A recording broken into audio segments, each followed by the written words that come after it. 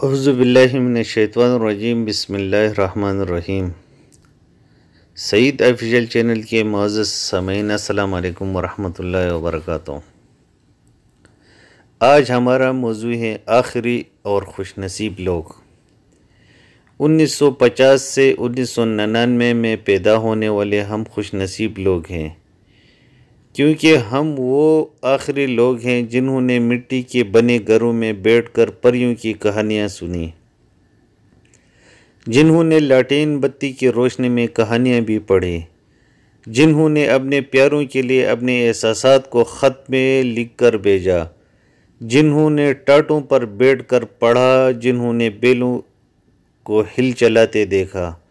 ہم وہ آخری لوگ ہیں جنہوں نے مٹی کے گڑھوں کا پانی پیا، گاؤں کے درخت سے آم اور امرود بھی توڑ کر کھائے، پڑوس کے بزرگوں سے ڈانٹ بھی کھائے، لیکن پلٹ کر کبھی بدمعاشی نہیں دکھائی۔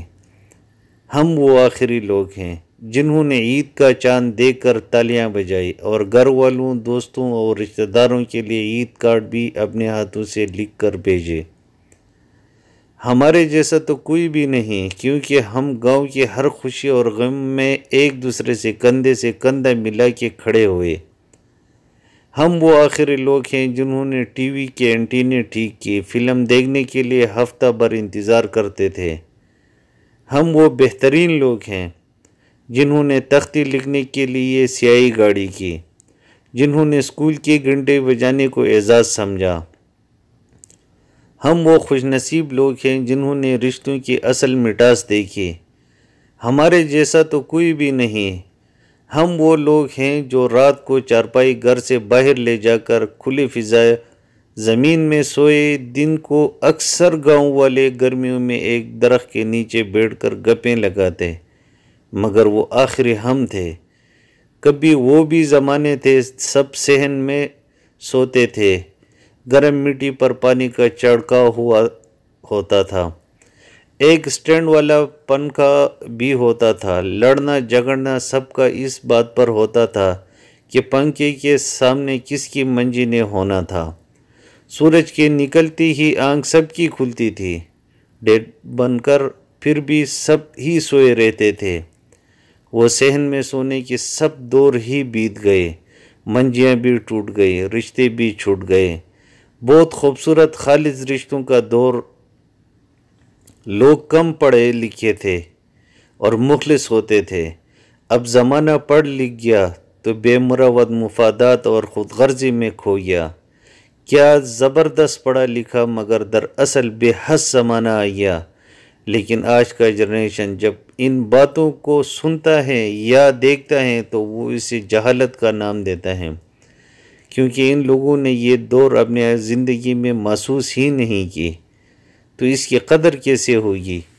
یہ تو ہم ہیں جو آج بھی یہ حسرت دل میں بٹھائی ہے کہ کاش کہ وہ جہالت پھر لوٹ آئے، کیونکہ ہم نے جب اپنے معاشرے میں آنکھ کھلی تو ایک خوبصورت جہالت کا سامنا ہوا۔ ہمارا گاؤں سڑک، بجلی اور ٹیلی فون جیسی سہولتوں سے تو محروم تھا، لیکن اطمینان اس قدر تھا جیسے زندگی کی ہر سہولت ہمیں میسر ہو۔ کائنات کی سب سے خوبصورت چیز جو میسر تھی وہ تھی محبت۔ کوئی غیر نہیں تھا، سب اپنے تھے۔ نانیال کی طرف والے سب مامے ماسیاں، نانی نانیاں ہوا کرتے تھے۔ دادیال کی طرف والے سارے چاچے چاچیاں، پھوپھیاں، دادے دادیاں ہوا کرتے تھے۔ یہ تو جب ہمیں نیا شعور ملا تو معلوم پڑا کہ وہ تو ہمارے چاچے مامے نہ تھے بلکہ دوسرے برادریوں کے لوگ تھے۔ ہمارے بزرگ بڑے جاہل تھے، کام ایک کا ہوتا تو سارے مل کر کرتے تھے۔ جن کے پاس بیل ہوتے وہ خود آ کر دوسروں کی زمین کاشت کرنا شروع کر دیتے۔ گھاس کٹائی کے لیے گھر والوں کو دعوت دینے کی ضرورت پیش نہ آتی، بلکہ گھاس کاٹنے والے خود پیغام بھیجتے کہ فلاں دن آ رہے ہیں۔ پاگل تھے، گھاس کٹائی پر ڈول بجاتے اور اپنی پوری طاقت لگا دیتے تھے جیسے انہیں کوئی انعام ملنے والا ہو۔ جب کوئی گھر بناتا تو جنگل سے کئی من وزنی لکڑی دشوار راستوں سے اپنے کندھوں پر اٹھا کے لاتے، پھر کئی ٹن مٹی چھت پر ڈالتے اور شام کو گھی شکر کے مزے لوٹ کر گھر کو لوٹ جاتے۔ جب کسی کی شادی ہو تو دولہے کو تو مہندی لگی ہی ہوتی تھی، باقی گھر والے بھی جیسے مہندی لگائے ہو، کیونکہ باقی جاہل خود آ کر کام کرنا شروع کر دیتے تھے۔ اتنے پاگل تھے کہ اگر کسی سے شادی کی دوستی کر لے تو اسی ایسے نبھاتے جیسے سسی نے کچے گڑھے پر دریا میں چھلانگ لگا کر نبھائی۔ مک کٹائی، مکئی ایسے ایک ایک دانہ صاف کرتے جیسے کوئی دوشیزہ اپنے بال سنوارے۔ کتنے پاگل تھے۔ کنک گندم گوائی پر تپتی دھوپ میں بیلوں کے ساتھ ایسے چکر کاٹتے جیسے کوئی سزا بھگت رہے ہو۔ اگر کوئی ایک فوت ہو جاتا یا جاتی تو دہاڑے مار مار کر سب ایسے روتے کہ پہچان ہی نہ ہو پاتی کہ کس کا کون مرا۔ دوسرے کے بچوں کی خوشی ایسے مناتے جیسے ان کی اپنی اولاد ہو۔ اتنے جاہل تھے کہ جرم اور مقدموں سے بھی واقف نہ تھے۔ لیکن پھر وقت نے کروٹ بدلی، اب نئے جنریشن کا دور تھا، کچھ پڑھے لکھے باشعور جنریشن کا دور، جس نے یہ سمجھنا اور سمجھانا شروع کیا کہ ہم بے شک سارے انسان ہوں، بے شک سب مسلمان بھی ہوں، لیکن ہم میں کچھ فرق ہیں جو باقی رہنا ضروری ہیں۔ وہ فرق برادری کا فرق ہے، قبیلے کا فرق ہے، رنگ نسل کا فرق ہے۔ اب انسان کی پہچان انسان نہ تھے، برادری تھی، قبیلہ تھا، پھر قبیلوں میں بھی ٹبر تھا۔ اب ہر ایک ثابت کرنا چاہتا تھا کہ میرا مرتبہ بلند ہے اور میری حیثیت امتیازی ہے۔ اس کے لیے ضروری تھا کہ وہ دوسرے کو کم تر کہے اور سمجھے۔ اب ہر کوئی دست و گریبان تھا، اور جو کوئی اس دور میں شامل نہ ہوا تو وہ زمانے کا بزدل اور گھٹیا انسان ٹھہرا۔ اب گھر تو کچھ پکے اور بڑے تھے، لیکن پھر بھی تنگ ہونا شروع ہو گیا۔ وہ زمینیں جو ایک دوسرے کو قریب کرتی تھی، جن کا پیٹ چیر کر غلہ اگتا تھا، جس کی خوشبو سے لطف لیا جاتا تھا، اب نفرت کی بنیاد بن چکی تھی۔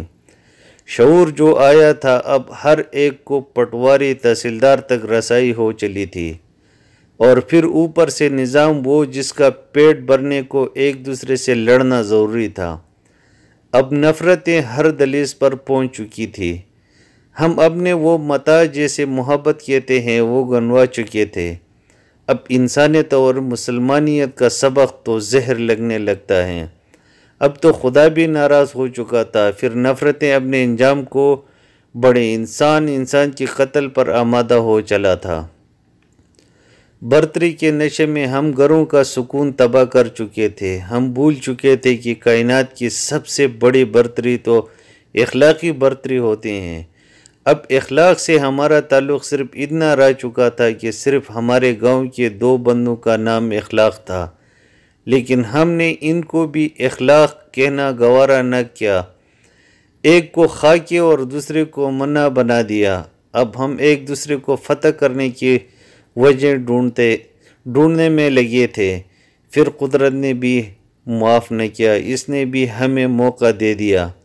مار دہاڑ سے جب ہم ایک دوسرے کو فتح کرنے میں ناکام ہوئے تو بات قتل پر آ گئی۔ اب ایک تسلسل سے یہ عمل جاری ہے۔ اب تو ہم اخباروں اور ٹی وی کے زینت بھی بن گئے ہیں۔ اب شاید ہی کوئی ایسا دن ہوگا جس دن عدالتوں میں ہمارے گاؤں کا کوئی فرد کھڑا نہ ہو۔